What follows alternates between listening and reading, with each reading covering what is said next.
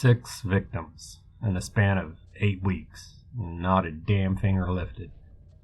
The state prosecutor refused to provide a warrant. The police lacked sufficient evidence. Our state rep stood by the assessment made by health officials. The hospital where I used to work called it a series of unrelated health incidents. And every step of the way were pharmaceutical companies with their hands far down our pockets. The hatchet men. Go figure. On paper, it just looked like a complaint, like not having enough fancy soaps in the bathrooms. But it's hard to convey the sickening feeling of dread that creeps up on you when you see another victim dead on the operating table, their organs ruptured by hundreds of porcelain white teeth. Spontaneous internalized hyperdontia, fancy name for teeth growing inside the body. Molars blocking airways, canines rupturing stomach linings, blood clots, severed arteries. There is no end to the possible complications, and no one said a thing. I put in my 2 weeks' notice and set off on my own. There'd been an outbreak of cases up in Manitoba some years back, but I'd never seen anything like it in the Midwest. Now there were a cluster of victims in the wider Mankato area, smack dab in the south of Minnesota. I talked to 3 of the families. The victims didn't have much in common, and there was no apparent pattern. It wasn't until I talked to the 4th family that I realized what was going on. I was allowed to check out the room of a young woman who had passed away when I found that she had a love for nature snacks, trail mix and raisins mostly, but also something locally produced. Honey roasted sunflower seeds, something she had bought from a traveling salesman, produced right here in Tomskog, Minnesota. Not sold anywhere else. After 2 weeks of living out of my car, I'd once again been on the phone with the police. They knew me by name, but were no more helpful now than they had been the first dozen times. There wasn't anything illegal about selling roasted sunflower seeds as a side business. They had no reason to suspect foul play. Sunflower seeds don't cause people's stomachs to fill with teeth and cut themselves to death from the inside. I couldn't argue with that, but damn it, I tried. It took a bit more sleuthing, but I made steady progress. I could barely believe my eyes when I found it. The place had the weirdest name. I thought it was a joke at first, but the High House is most definitely a thing. High is actually the word for tooth in the Lakota language, because of course it was. There was a large field where they could grow sunflowers at the far end of the property. With a name like that, and various sources, I knew I was onto something. And if no one else was going to do anything about it, I'd take the matters into my own hands. I refused to see another victim coughing up teeth. The High House used to be a ranch. It was repurposed back in the 90s into sort of a retreat, but the surrounding community slowly got depopulated. Nowadays, only the High House remains. Until I started looking into it, and most people just assumed it was abandoned. Getting to it wasn't as simple as one might think. There are several unmarked roads that all lead into this sort of circling pattern. If you don't know what to intentionally look for, most people would just drive straight back to the highway. It took me the better part of half an hour to get to the outskirts of the property, even though I knew the roads fairly well. The entire area was protected by an 8-feet tall chain-link fence, lined with barbed wire and warning signs. There was no doubt that intruders would, most certainly, be shot on sight. But under the cover of darkness, I still found a way inside. There were spots where animals had crawled under the fence along the sides. It was cold outside. Minnesota weather in late September. A piercing wind cut through my jacket, and my hands were losing their color. There had been a mild rain earlier, leaving everything damp and chilly. I had to stop myself from slipping on fallen leaves. I brought a flashlight, handgun, and a phone. No identification. The clouds parted as I got closer, lighting up the central area of the property with pale moonlight. The house itself was a 70s-style wooden house, at least 15 rooms, spread across 2 floors, 2 entryways, a main one in front, and a back door leading to a field. a tool shed on the eastern side, and a long series of guest rooms separate from the main building. I think it used to be some kind of stables. The place was falling apart, and the grass grew tall enough for me to hide in, and the road leading up to the gate was so cracked that it looked like cobblestone. The windows were boarded up, and there was no sign of any vehicles. I was having second thoughts about this place, but everything pointed me here. Still, I couldn't see much of a business. This was hardly the place for a large-scale operation.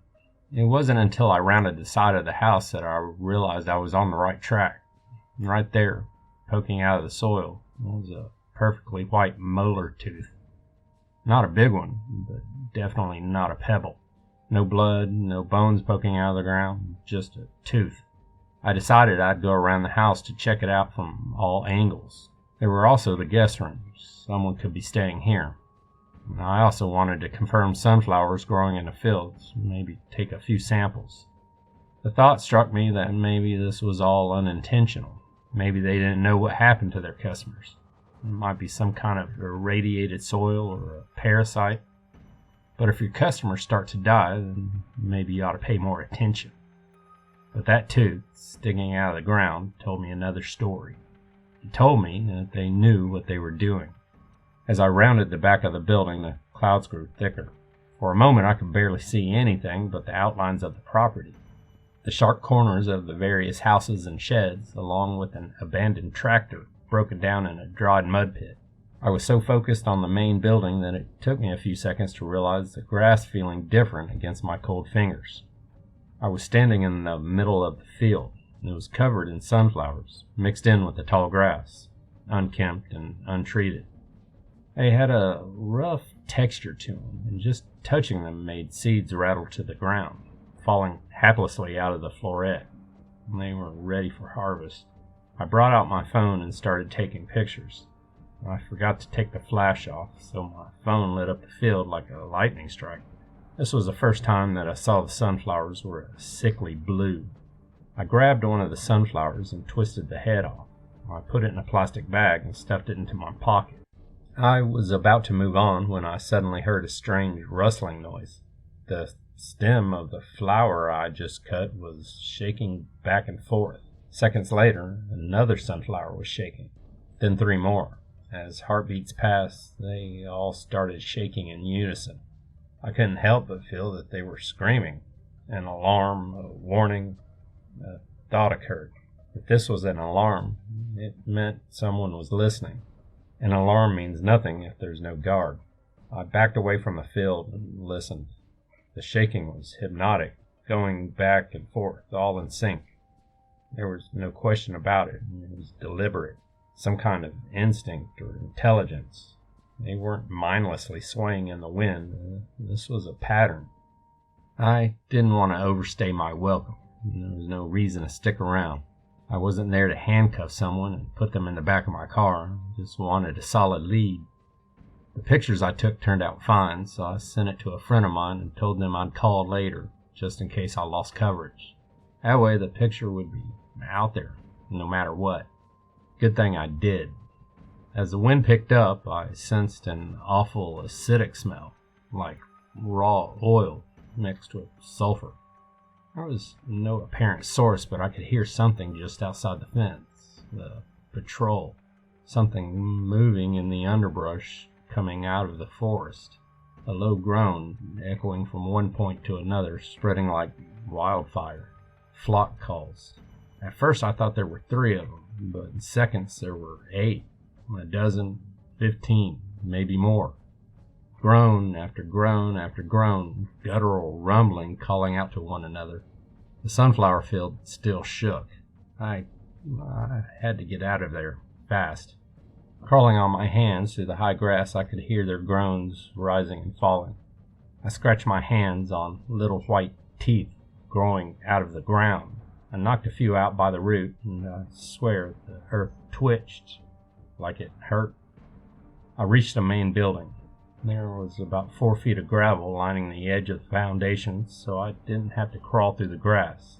It barely made any noise over the wind anyway. They were by the front gate, 3 of them, congregating. I could only see their vague outlines in the dark. and they were tall and had these ridiculously long arms, almost long enough for their knuckles to scrape the ground. They kept making these strange humming noises, like someone trying to speak with their mouth closed. They'd find me out here, without a doubt. I had to hide and wait them out. I considered going back, but I heard something by the corner on the back of the house. Maybe they had picked up my tracks or my scent. If I kept going forward, I'd get spotted by the three at the front. I could try to get over the fence, but the barbed wire wouldn't make it easy. Besides, there were plenty of them out in the woods. However, there was a slim window leading into the basement right beside me. I could hide down there until morning and slip out once they stopped looking for me. It was my best bet. All it took was a little push for the rotten frame to come loose. I moved it out of the way and slipped inside. I picked up my phone to use as a flashlight, only to see I had just over 30% battery left. I must have forgotten to charge it in the car. The floor and walls were solid concrete. There'd been an attempt to cover it up with wallpaper at some point, but it had loosened and rolled up years ago. Left was just this chunky yellow texture, still sticky to the touch. Something crunched under my feet. Looking down, I saw teeth. Hundreds of them. Various sizes and shapes. Milk teeth, molars, canines. Some whole, some broken, some rotten. Some with moving, exposed nerves. With every step I took, I could hear something snapping under my heel. I could see them growing by the base of the walls, sprouting like mushrooms. There was this big cluster in one of the corners with one tooth the size of a thumb. A handful of them grew out of an old rotating fan in the ceiling, the weight tipping it to one side. This made staying quiet almost impossible. I looked around for a hiding spot. There was what looked like an old locker, like something from a gym. At least it was metal, and I could close the door behind me. I took a step forward, holding my breath, listening for something to react. At any point, I expected to hear something, a shriek, a voice, a scream, to feel a hand on my neck, a whisper in my ear. But I reached the locker. I had to pull on the door a few times as teeth loosened and fell off the door. The inside was completely covered in teeth, gathering like a hive of insects trying to stay out of the light. And there was this moist smell, like a damp mouth. I just stood there, contemplating what the hell I'd stumbled into. Something moved by the stairs. I shut my phone off and stepped inside. Teeth or not, there was plenty of space. I carefully closed the door and curled up into a ball. I felt like I'd crawled into the mouth of a sleeping animal, ready to chomp down and tear me to pieces. I pulled up my shirt to breathe through the fabric, both to stay calm, but also to keep from breathing in too much. This place had to be full of bacteria and mold. My pulse was out of control, and there was something moving outside, something carefully stepping around the teeth and occasionally breaking one off with a bone-chilling snap. It was stumbling, bumping into furniture. Sudden rattling as piles of teeth spilled across the floor. A hulking, drooling sniffle like a kid trying not to cry. It moaned. Husk of words. A threat? I clutched my handgun tight. I'd taken the safety off 100 times at the shooting range. This was the first time I didn't even have to think about it. I closed my eyes, trying to hear something over my hammering heart. Heavy crunching steps, little things falling off shelves, a chair tipping over, and shuffling steps trying to recover their balance. There was a sudden quiet. My fingers were tingling as my body screamed for air. I couldn't keep it in anymore and gasped. The locker door burst open. I think it was a man once. Even in the dim light of the basement, I could see his mouth was so wide it almost split his head in two. Teeth covering his entire mouth and tongue, one tooth sticking out of his eye, making him unable to blink, small teeth poking out of his hair and eyebrows, a long canine blocking one of his nostrils. A hand gripped me by the shirt, little teeth tearing at the fabric as I was lifted out and pushed. I fell against an old sofa, breaking the armrest. I held my gun up and took aim. Pulling the trigger would mean my time was up. they'd all hear and come running, but it was a matter of that, dying. I wasn't taking any chances. I didn't even know if a bullet could pierce them. The moonlight reflected off hundreds of little white spots. As it stepped forward and reached out to me, I raised my weapon, and as he moaned, I fired. I fired 3 shots, and the thing just stopped. Blood started running out of the side of its throat. A line of teeth was missing from the mouth, and there was a large hole in its neck. The 3rd shot went wide. It keeled over, still reaching for me. You. Its hands unfurled, revealing a pristine set of keys. This had been a person. I picked up the keys as blood kept pumping out. The thing on the ground kept twitching, little teeth losing their grip on its body as it died, falling off of them like wilting petals. The thought was alien to me, but I couldn't let it stop me. Not now. I had to go. Something blocked the basement window. A shadow. They were here. I burst into a sprint. I ran through the basement and up the stairs and through a door. An old dining room with thousands of teeth glittering like little white diamonds. A smell that could only be described as dead bacteria and death. Dozens of canvas sacks full to the brim with sunflower seeds, ready to be shipped off for preparation. I ran straight for the front door, but turned on a heel. The handle was turning from the outside. I could hear glass breaking, groaning voices as tall beings climbed inside. There was only one way to go. Up a flight of stairs into a long corridor. Lamps covered in teeth, door handles, little bumps under the carpet. Frames, photos, knickknacks, all drowned in white spots and sharp edges. And the darker the hallway got, the bigger they were. I didn't look behind me. I didn't need to. They were coming up the stairs. Some of them were tall enough to climb in through the second-story windows. They were surrounding me. Fast. There was a lining in the ceiling. A pull-down staircase. I pulled with all my strength, breaking part of the ceiling as dozens of teeth rained over me. I climbed the brittle wooden stairs and coughed as pounds of dust fogged up the air. I rushed up, pulled the stairs up, and looked around. A single window leading out to the fields. A small round window with a cross. That was all I had. I went for it. I heard them pull the staircase back down. I heard them climb it, clearing it in 2 steps. I heard their groans, and I heard them coming closer. My lungs were burning, but I had to keep going. Even if I had to jump through the window, I couldn't stop. Then I started coughing. My lungs hurt. I lost control of my leg, fell, slid over the floor, and piled teeth in front of me. I barely noticed my bleeding arms. I looked back. I'd been right the first time I saw them. They were just these shades, solid black voids, at least 8 feet tall, hunched over with long arms that dragged across the floor. It was as if they weren't even truly solid, as they seemed not to break anything in their stride. One of them pointed at me with a long, elongated finger. I spit up a tooth. I could feel them inside my left knee, preventing me from bending the leg. I felt them breaking through the roof of my mouth, the inside of my throat. I tasted blood, and suddenly there was a blur in my eye. I managed to get back up on my right leg and stumbled forward, mere feet away from the window. Outside, the field of blue looked sort of peaceful, but the window railing, the cross, was solid metal. I grabbed it with my hands, but it was useless. I tried breaking the glass, but a spike of pain in my arm took all my momentum.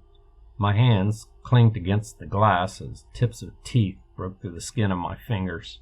They were moving closer. They were breaking me apart.